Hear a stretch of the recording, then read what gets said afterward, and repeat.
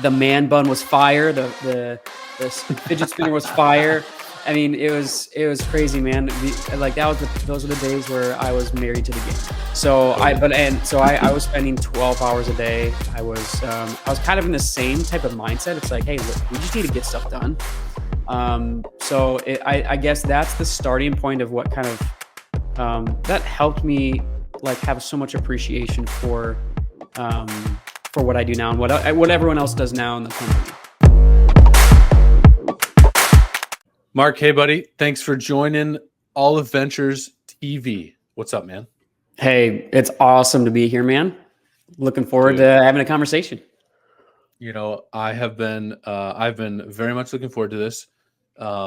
Me and Mark are somewhat of the OG, some of the early employees, the useful idiots of the early days of Paris painting, and we go way back, man. So I want to tee this off with, okay, so I maybe just introduce yourself real quick. What's your role today in Paris painting?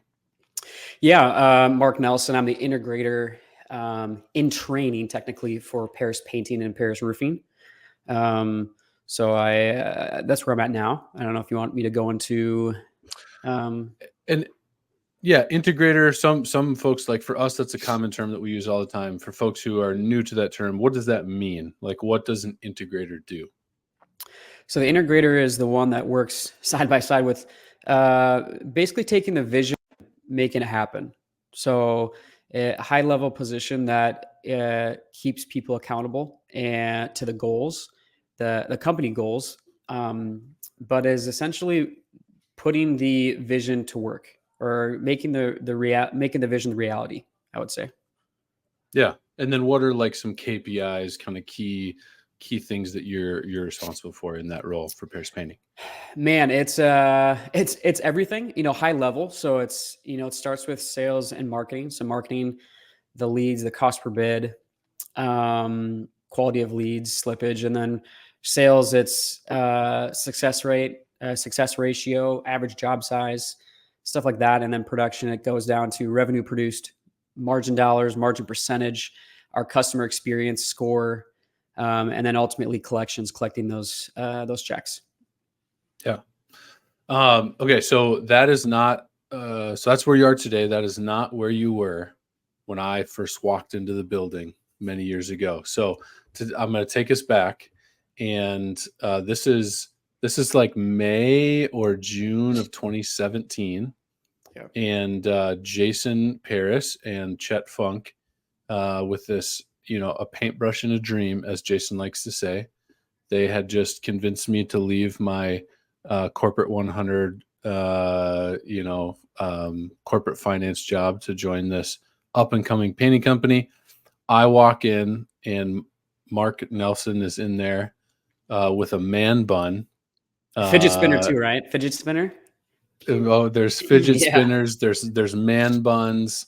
At the time, you got paint all over you. So I want to go back a little bit, like maybe just give folks a little bit of a background, kind of where you're from, and kind of where you went to school, and then ultimately kind of how did you find yourself at Paris painting initially? Yeah, so it's a story that I never thought would be the story of my 20s. I went to school at Bethel University here in the Twin Cities. I was born and raised here. I went to school at Bethel University and got my bachelor's degree in business marketing with a little leadership minor trickled in there. That's probably worth zero at this point. But I got my degree, and I spent probably the first 2 to 3 months after I graduated interviewing for so many corporate jobs. And I think at the time I didn't have a lot of confidence in myself, but also confidence in what I wanted to do and where was the place that I wanted to be at in my career. So because of that, I said no to a few opportunities, and some opportunities I was like, I was super close to the point of getting an offer, but I didn't. And at the end of that period, or 2 to 2.5 months in, one of my buddies who was actually working for Jason as a painter at the time, asked me if I wanted to help paint houses for the summer. And I weirdly enough, I don't usually hop on those types of opportunities that are like really outside my comfort zone. But I was like, you know, I kind of need to make some money to pay for some bills while I look for a job. So I said yes. And it wasn't long till I like just I don't want to say I fell in love with painting, but it was super satisfying to me that I got to work with my hands. I got to work outside, and I don't know, just it didn't feel like work to me, to be honest. It felt like, you know, it was a challenge, and I had objectives, and I could, you know, see the fruits of my labor as far, you know, visually and that type of thing. So I ended up painting with Jason for it was probably 2 to 3 years. You know, I did interior, exterior, commercial, residential, fine finishes, apartment. I mean, you name it, I've painted it. And then it got to a point where Jason needed some help managing some of the subcontractors that he brought on board because when he hired me, it was just employees. There were like 3 of us. So I stepped into a project manager role. It was not a typical project manager role. It was just, Mark, you go talk to these crews and make sure they're not doing anything terrible. And then there really wasn't like a process or a defined role for me. I was just kind of filling a gap where there was a hole where Jason needed some help. And I think not far away from there, not too long after, is when you came on board, and you're talking about, I think it was 2017, and I was taking more of a PM, a typical PM role where I would be managing a couple $1 million in revenue through subcontractors. So I guess that's my story leading up to when you came on board, Hoken, and the man bun was fire. The fidget spinner was fire. I mean, it was crazy, man. Like those were the days where I was married to the game. Yeah. I was getting to the office at 6 a.m. Jason would already be there. Jason would sleep overnight in the office. Mhm. He was a business owner, and he just, like, it was the time to grind for him. So Totally. I was spending 12 hours a day. I was kind of in the same type of mindset. It's like, hey, look, we just need to get stuff done. I guess that's the starting point of what kind of that helped me like have so much appreciation for what I do now and what everyone else does now in the company. Tell me about, like, so I think that's a common thing that um ideally a business owner, a lot of owners try to kind of promote from within, right? If they have like a solid painter that maybe starts leading sites and then, you know, moves into more of a project management, production management type role. Talk to me about to that transition. Like, what was like hard about that? What maybe came natural? Like, just bring me into your world as you're going from painting to like leading projects and more management of production. Gotcha. It was not like a cold turkey cut out of painting. So for the last year that I was actually painting, I had a couple crews of college aged guys um, that I was painting with them, but I was kind of hopping between a couple of their crews. And then I would say at that point, it was probably 1 or 2 subcontractors that Jason would have me check in on. So it was a gradual transition out of painting, which I think personally, I still miss painting. I paint on the side. I'm, you know, do painting on my house and all of that type of thing because I love the painting side of things. It gets me going. But what I realized over time is what really like gets me going intrinsically is like leading people, and not just leading people, but like when I can see someone go from point A to point B, and when they're at point B, they're better off in life than they're at a point A. That is what gives me so much satisfaction. And I think I realized that. So it was not too hard for me to get away from the brush, even though I missed it. It's therapeutic. No one's talking to me. I can just put my headphones in and go to town. I Sure. was transitioning to being in front of and being interacting with more people. So I think it was tough. I had to learn a different language. I had to learn Spanish.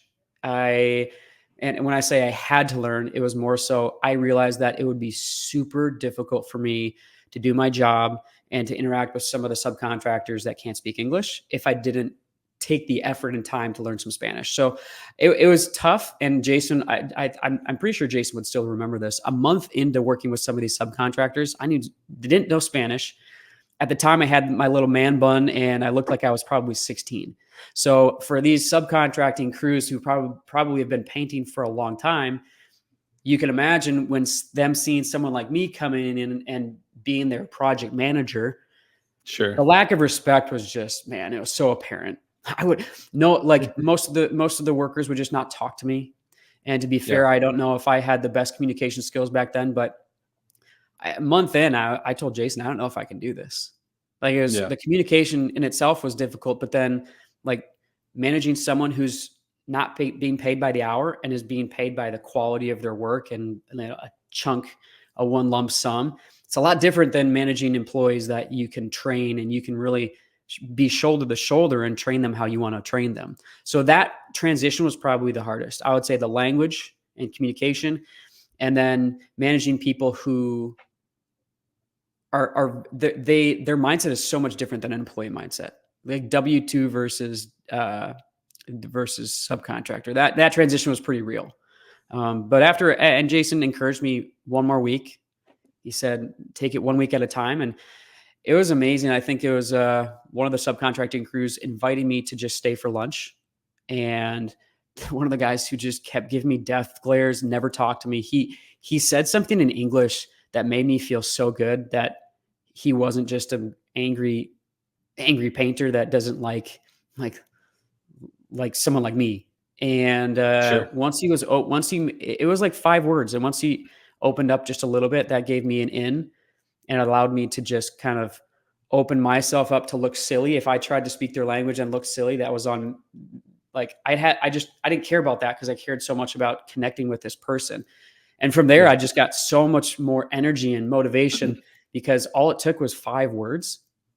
I don't need to know Spanish. I don't need to be fluent, but all it took was 5 words. And so I would say, to answer your That's question, really that's kind of where interesting. Yeah, that's really interesting. So I wanna maybe dive into that, like the labor component. So this is, I think something that I hear a lot when I'm talking to business owners is, okay, if I grow my business, even if I get the sales, like how do I have the labor to sustain all of that? And um, that's very interesting. Like, talk to me more of how did you, like, practically, how did you go about teaching yourself Spanish? I think that's something that maybe yeah, there's business owners that come in contact with folks that are Spanish speaking, but maybe that just seems like they just accept it. Like, yeah, oh, I speak English, they speak Spanish, right. kind of is the way it is. Two things. I'm curious, like, just practically how you did it, and then what was it that made you think that, like, that would be worth it? Because maybe Yeah. it's like we don't typically do something that's hard, give ourselves to something if we don't kind of see the light at the end of the Mhm. tunnel. I think you just started to touch on it a little bit, but talk to me about that. Yeah, so I would the way I learned Spanish. So I back in man, like the beginning years of high school, I had a couple Spanish classes that at that point I was like, this is pointless. Of course, me being a 16-year-old, not knowing what the future may hold, I didn't really take it seriously. I was blessed with a mind that could remember like just like I had a pretty good memory, so I knew some vocabulary. Um, but for me, there was no flow. I couldn't like it was very hard for me to put vocabulary into any type of sentence. So for me, I started just with vocabulary and then pointing. So I would point at wall or I'd point at, Yeah. trim, window, whatever, and I would say the word, and then I would throw in there done or not done, or uh, I would know the colors. So I would know to tell the crew, anyone on the crew, that this goes this color, this goes that color. So I started there, and then honestly, I had a goal to learn like 1 or 2 new words every week. And then once I got to a point where I memorized a lot of the terms and painting in another language, I was able to like start with a phrase and branch off from there. And I honestly couldn't tell you what phrases I started with and that made a difference, but the difference maker was me speaking Spanish, however, deep it was in the language every day, and telling my crews I don't want to speak English. I'm going to learn this, and I'm going to put myself in these situations where it's every day versus like every once in a while, because no one's going to pick up Yeah. something and learn something if it's every once in a while. So it was me Yeah. being motivated and keeping myself accountable and telling the crews to keep me accountable to speaking Spanish so that I can learn faster and quicker. And Yeah. that was for me. And now I would say I I would say I'm fluent, but I do have to say slow down for me able to understand Sure. someone, but I can speak whatever's on my mind in Spanish. And so it's just intentionality. It's like, hey, I'm Yep. going to get uncomfortable. I'm going to be intentional every day. I'm going to build on this. And then tell Yep. me, like, what has been the impact of that Yep. for for Paris painting? Yeah. Like the impact of having somebody like yourself, key leader that speaks Spanish, is willing to do that. I would say, there are two answers to that. One is relationally. When someone, it doesn't have to be with language, but when someone is at a point where they know that someone else is not thinking about themselves and thinking about you as far as like meeting you where you're at and wanting that connection with you, that makes a whole lot of difference to that individual. And it that connection allows that individual to think of it less as a transaction and more as a relationship. And when you think of those things as relationships, there are times where you will fail, and if there's a relationship, the person is going to pick you up, and vice versa. So when I say relationship, I mean when I'm able to speak their language, it's not just about the communication, the data points, and being clear. It's also about me telling them I'm putting myself out there because I care about you guys. I'm putting myself out there because I care about you being heard and you being seen. And it's very hard to do that when you can't speak the same language. So I think Yeah. a lot of the crews that I worked with back in the day when I was seeing them every day, they understood that I cared about them, and I cared about them. Well, one, I cared about them as people, but I cared about them making money and not having to go back to do punch list after punch list after punch list. And to them, they respected that. So if we had a labor price that was probably a little bit lower than it should be, they would be like, "Mark, this is low, but we're going to do it because I know that you'll make it up to us on the next one, and you're not in this game to gouge us." And if I didn't build that relationship and I did not take the effort to put like the time into that, there's a good chance that a lot of those subcontracting crews would be like, "No, I need more money right now, or else I'm walking off because this is unacceptable." So Sure. I would say the benefits of having someone to speaking Spanish, especially in our market and a lot of the markets around the country, the painting and the trades specifically, um, is you will attract and retain good talent just because you're building that relationship and you care. And the biggest way that you can show that you care is by learning a language or learning how to communicate in the way that they want to be communicated with. It's not like me saying to them, "Hey, you get a translating app so you can understand what I'm saying in English." It's no, it's me learning your language and me getting the translator app so I know what you're trying to tell me in Spanish. There's a big difference. I think that's something that a lot of people, they shy away from that because you are going to sound silly, look silly. You You're are going to going be to be vulnerable. embarrassed. You're in vulnerable state. But to be honest, no one's going to care. No one cares. Almost all of the time that's in our head. Maybe we make a fool out of ourselves for a split second or 5-10 seconds, but no one's remembering that. You're actually Sure. building rapport when you can laugh at yourself, or when you can smile because you had no idea what that person said, but you're going to learn. You're going to make sure you can understand them. So I don't know if that answers the question, but I think Yeah. I still, to this day, I get subcontractors coming to me over their PMs, over their production manager, because they know that I have their best interest in mind, and then they can communicate with me. They can feel heard with me. And these are subs that we've worked with for over, 6 or 7 years. So I would say when you have someone who can play that role, as far as like, you're always going to be heard. Doesn't matter what language you speak, you're always going to be heard with this person who's, a leader in the company. Makes a total difference. And it doesn't have to be language. It could be something else that, people feel comfortable going to you and they know they're going to feel heard, and they're not going to feel taken advantage of. And Yeah. that's above the language thing, but the language thing is a good way to show that. That's great, man. So that language piece is huge. How else, um, right? When you think about, we've talked about, internally, if you win the labor market, you can kind of win your market in some areas, and some seasons. Well, how else have you focused on winning the labor market? So like language, relationship, what else have you done to make sure that if we have a job to produce, we Mhm. have labor, good labor, Mhm. that can produce it? I think one, we have a good internal team of project managers that our system is like set up that so that we can support these subcontractors and make subcontractors' jobs super easy. So what I mean by that is it's very smooth from we cover everything. All we expect the subcontractor to do is show up on time and paint. We cover all the materials. We have everything delivered out. We have the work order that's pretty easy to read. It's detailed enough where the special items of need or of concern of the clients are known to the sub, and our project managers are coming alongside them and making sure that we can be another pair of eyes to help them with the quality, because there are painters out there that are very expensive, and they're not going to be subcontractors for us because they cost too much money, but they will do a good job 99% of the time. Those are the types of subs that really are not it's not a good fit with our business model. We have good A subs, and we have a lot of different types of subs, but our the way that we can recruit and retain is by making their jobs super easy and by making them money. And those are the two things that a lot of subcontractors don't understand how to do. So part of our job is to educate these subs on how they can make money in general, but how they can make money with us.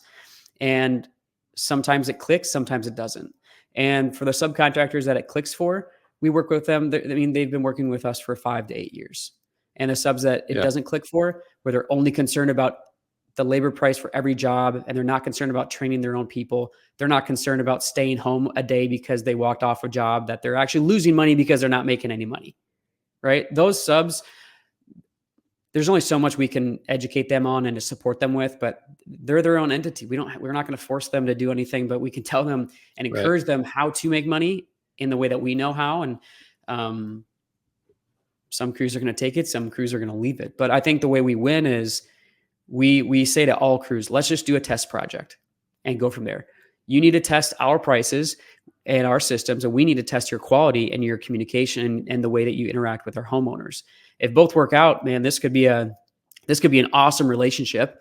And after the test project, there's a good chance that the subcontractor is going to see how easy it is to work for us. Communication, how to order Sure. paint. Like, we do all the talking with us, with the homeowners when necessary. We collect a check and we pay on time. We pay right away. I mean, so many different benefits of how we do things and how we work with our subcontractors. It's a lot of things that are different than the normal painting company that hires subcontractors. We do things tight ship, smooth process. And, if there's no care, like we also care about them. All of our PMs have a good idea of what care looks like and how to care for these people. So, I love it. It's funny. You talk to most business owners, painting business owners, and what do they want? They want more money and they want to make their life easier. It's like mhm, these subs are business owners. I think yeah. that is lost on folks sometimes. Like, um, so if you can help them make more money and if you can help their life be easier, put yourself in their shoes, which shouldn't be too hard to do. You're a business Mhm. owner. You can really win with that. Yeah. Um, Okay, I wanna kind of bring you to, so back to kind of some of your transition. So you become a PM and then you've kind of started to talk about this. You're transitioning to, having a team and leading a team of project managers. Mhm. Um, I'm talk to me about like that transition of getting stuff done yourself, Yeah. um, and then getting stuff done through other people, right? So part of like taking over production, it's one thing to make sure that whatever, if it's 100 grand of production dollars in a given time, like, you know how to get that done with your crews PMing it, Mhm. but like leading others to get that done. Right. Talk to me about that. What was the ups and downs, challenges of that transition? I would say when I had to bring on someone to help with managing production, so we call them inspectors, you could call them assistants, but I had two, and they eventually turned into full-time project managers. But the toughest thing for me was to let go. I knew that I could do my job and manage these subcontractors and these projects and foster and steward the relationships with the clients way better than anyone else could, or that was what I thought.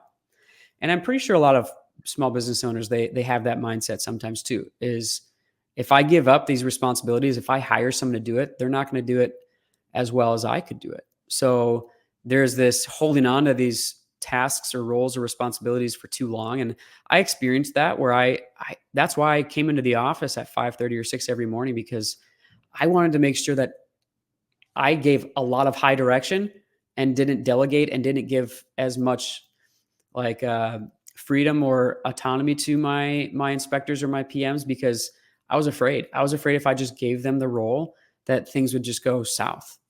And what I learned was that burnt me out. And I learned that there are actually people who do a pretty darn good job, and I don't know it until I actually give them that responsibility. And that's I turning from like a pessimist mindset to a optimist mindset or a realist mindset with some expectations that this might be painful. And it was painful when I had new project managers. It was painful.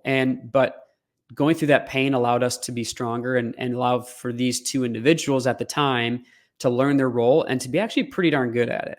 And I was like, it freed my time up to focus on more urgent and important things. And so I think transitioning from actually just being the only project manager to having like a team, I think it's, even to this day, having very clear expectations in writing about the role and what to expect, and then coming Hmm. alongside to support those people and to be creative per individual on how they can be successful in their role. So if I'm not clear, and I tell subcontractors, I tell employees, I tell anyone when we start a new relationship in this business, my biggest fear is that something isn't clear. And at some point down the road, someone's going to be upset because it's different from what they expected. That's one of my biggest fears in this business. So I try to be very clear on what to expect. And that way, if someone they have all the data to make decisions. If they want to continue this relationship, it's their choice, but everything's on the table and they Hmm. know that everything's on the table. And I would hope from the other party that they would do the same thing.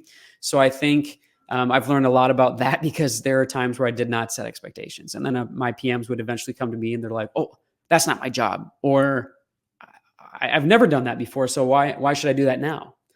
And then you have to talk about, well, we're a small business, yada yada yada. We're asking people to jump in and step in and kind of be a team player, but it's still pretty hard to do that. So being very clear from the front end what we expect. Now it's like you said yes to this role and everything was on the table. So like this is more of a skill thing that let's try to develop you and we can do some coaching versus a compliance or it's a mindset or it's an attitude thing.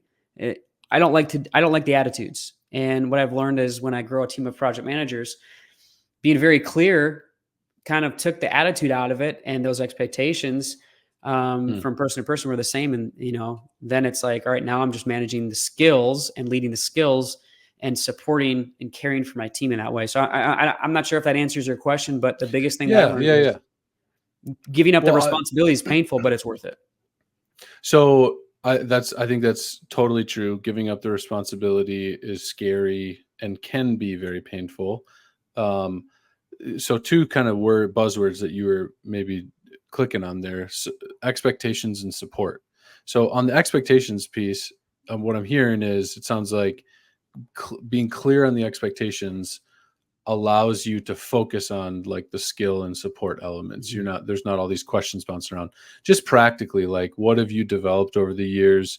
Like, how have you iterated to where now when you bring in a PM, you're starting the relationship with a PM, like what are some practical tools that you use to establish that clarity of expectation?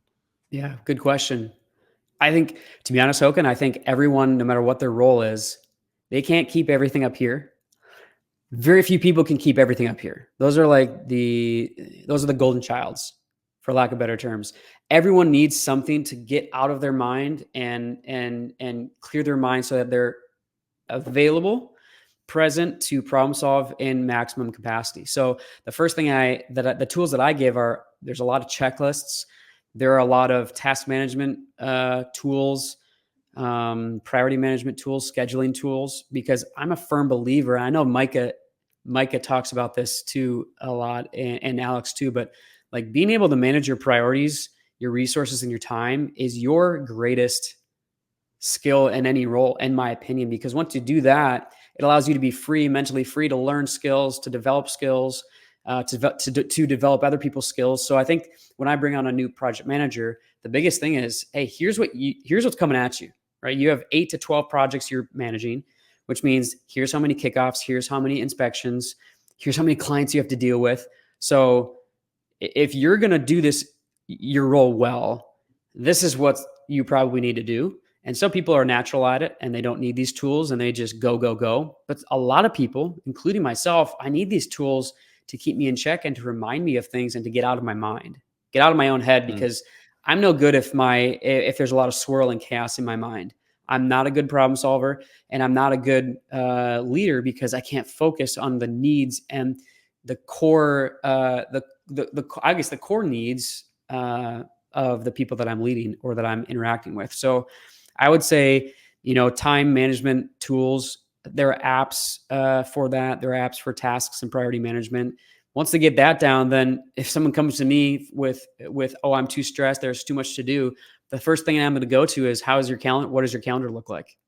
How are you using your time? How are you using your resources? Because it's not, I don't have time. That's not the conclusion. That's not the issue. The issue is you didn't Mm. prioritize your time, or you didn't use your time, you didn't use your resources correctly, or there might be a gap in skill that we need to talk about. So I would say it's not really, it's not in my, I'm more of a black and white, yes or no type of person. There's not a lot of gray area. So I like to have checklists so that people can learn off of those versus, you watch me and you just do you. Some people can do that. Some people are really successful in just doing you and making it work. But a lot of people, they need direction, they need processes, they need systems first. And those are the roots. And then their tree of how they interact in their role looks different for every person. Yeah, and I think what's the beauty of this is, um, when you think about it, you kill two birds with one stone. I think people try to hire project managers, bring them on. Most of the time, if a project manager doesn't work out, it's typically they're not doing these things right. They get overwhelmed. There's too, like, balls start being dropped. Um, Right. and like the nature of a project manager, there's so much reactivity, and if you are not proactive enough, the reactivity just buries you Yeah. with everything going on. And I think the cool thing is, I think this helps ultimately retain project managers. Like, if you can get them effective in their job in the beginning, that, addresses the fear of the business owner of, like, gosh, if, how do I hire somebody and what if it doesn't work out? But then if they're being successful and if they're managing their time and they're not stressed, they're going to stick with you a lot longer. They're not Mhm. going to burn out. They're not going to flame out, whatever the case may be. So I think it's super important. Um, Mhm. on that topic of like retention, again, kind of zoom out on your journey a little bit. Again, I think it's a cool story, man. Like, starting as a painter, moving into this integrator president role that you're transitioning to this year. Why did you stick it out personally? Like, I think there Mhm. is, there's the, Cody Sanchez, Main Street Millionaires. Like, there's definitely a push, I think, more and more for young people to be into the trades. But I don't think that was like hot and heavy in, Right. 2013, 2014, and then 2016, 2017. Like, just personally, why did you stay when you maybe saw some friends doing kind of cool things with their career or Yeah. corporate jobs or whatnot? Yeah.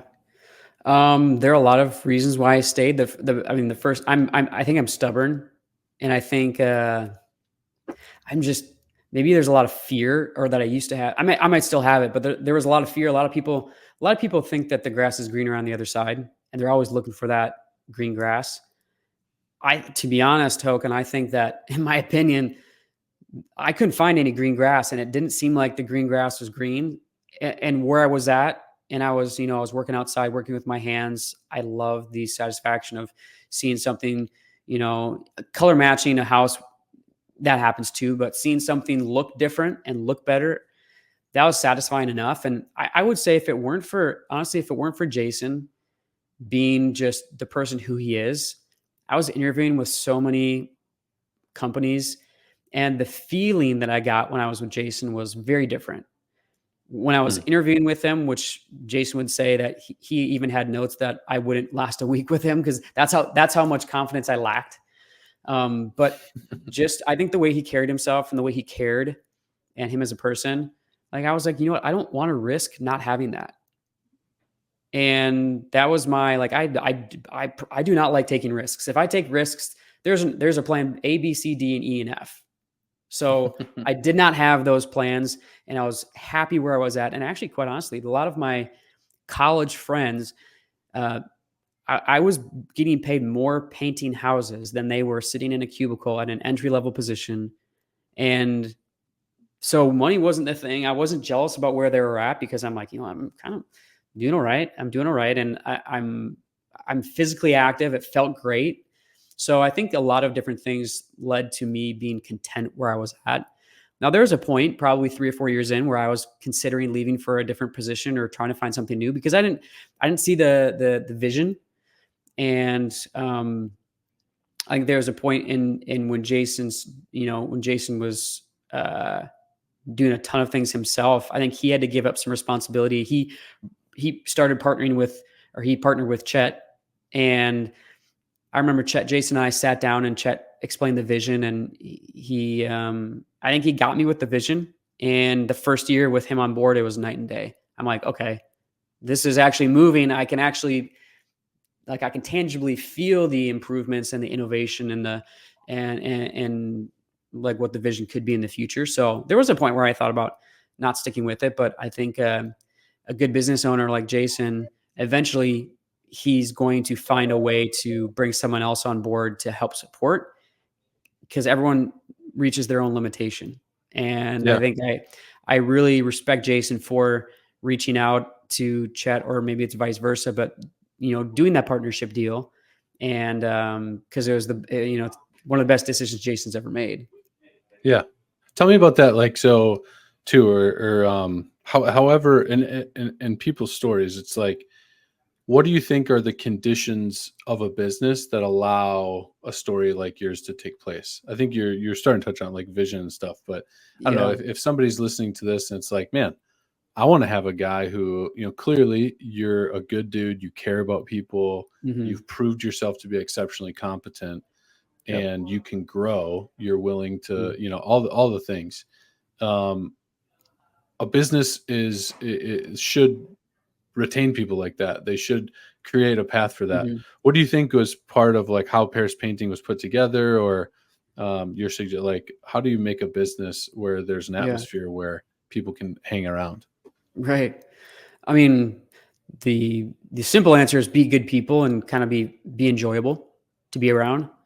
Be humble. I mean, be grateful and humble. Those are those are no brainers. And I could sense that with the people that I was working with here at Paris Painting. He had a little. I think he still has it, but it's like this word that he puts on his desk. It's like I'm not sure what you call it, but it's humble and hustle in the same little plaque, but the two middle letters are different. So it's like crossed out, or I mean, it's a cool reminder that you can hustle but still have humility.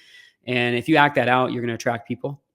So I would say that's number one. Number two is, it's not necessarily what we can do as a company, but as an individual, as an employee, whatever, we have to realize that it's on us.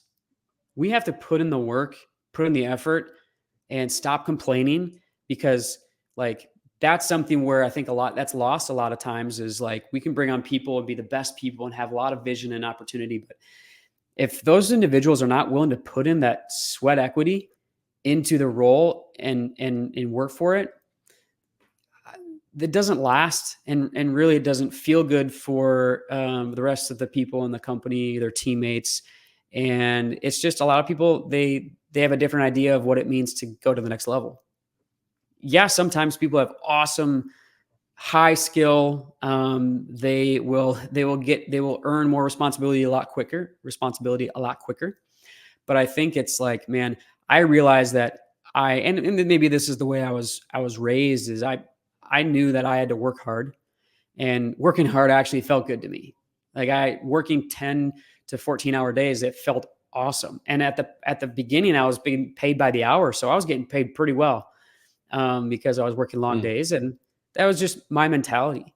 I'm not going to expect the company to do a lot for me because, like, if I do that, then I will be set up for disappointment because there are not a lot of companies that can give me everything I want.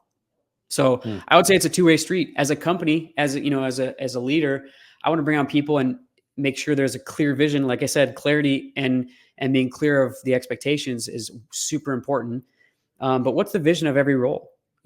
My story is very hopefully it's appealing and motivating to other people. That same story can happen anywhere else. But guess what? You're gonna have to work for it. Not and you're mhm, gonna have to like it's going to be painful. You're going to have to be super grateful because in the down times and the tough times, it's just not fun. It's not mm, fun. But if you're grateful, you can think outside the box and be grateful for what you do have versus the pain you're feeling in the business. So I don't know. There's a lot of different things. I think the culture, I think expectations and vision, but I also think that the individuals should know that like you have to go out and take it. mm. So those are my 2 cents on that. I love it, man. We are recording this the beginning of July here, so we're in the Midwest. Paris is in the Midwest, I should say, and it's busy season for a lot of folks around the country. What kind of tips, tricks, recommendations this can be when yeah, things get rough, especially on the production side of just like it's a lot. You got all kinds of fires you're putting out, balls you're juggling. Give a word to those who are maybe starting to feel that summer burn. Yeah. Uh, don't wait. That's my motivational 2 words. Don't wait. So in everything, I mean, whether you're a sales rep, a coordinator, a marketing manager, a project manager, a painter, a carpenter, whatever, if you wait, those things that you're waiting on are just going to compound and make your life that much more stressful. It's going to make your world seem more chaotic than it should be. So from a production standpoint, like if things get messy, dirty, stressful, busy, like don't wait. I'm saying like if there's an issue, call right away. Mm, If there's a solution that needs to be had, you need to get to that solution pretty quick because the longer you wait, if it's a Friday and you wait till Monday, guess what? A lot of other things are going to pop up Monday, and now your Mondays are exponentially more tough and stressful than your Fridays are. So why wait? I think procrastination and fear are what cause us not to wait. If we get over that, and it takes a team, it takes support to like encourage us not to wait, but that is important. And I think the people that I see that are successful and that have less stress are the ones that don't wait. They get things done right away. And so that's my number one piece of advice. I also think that it's important to always think about being grateful because mm, us in Paris Painting and Aleph Holdings and all of our partners in any other business, it's a business. Like it's not your life. Your identity is not in your business. And if it is, it's very hard to kind of separate business and life. So make sure you take your time to just completely cut away from the busyness and the chaos from this, the busy season for us, July, Minnesota. It's crazy. Take the time you need to just reset. And if you don't have that, and if you take work home and you don't sleep at night because everything's up here and you're always worried about what Monday's going to bring, that's something that it takes time and skill and development and experience to be better at. And I like it. It took me a long time to be at place. And part of it is getting everything out of here, and into some place where you know your brain is not going to forget it. It'll always be there on Mhm. Monday, so that you can have your weekends free. And I think that rest, mentally and physically, is important in the busy season. But I think, man, don't wait. Like that's I'm consistently telling people here that I'm leading, don't wait, Yeah. because it makes a difference. Dude, that's good. Jeff Bezos in an interview one time said basically a similar thing. He said, stress does not come from working hard.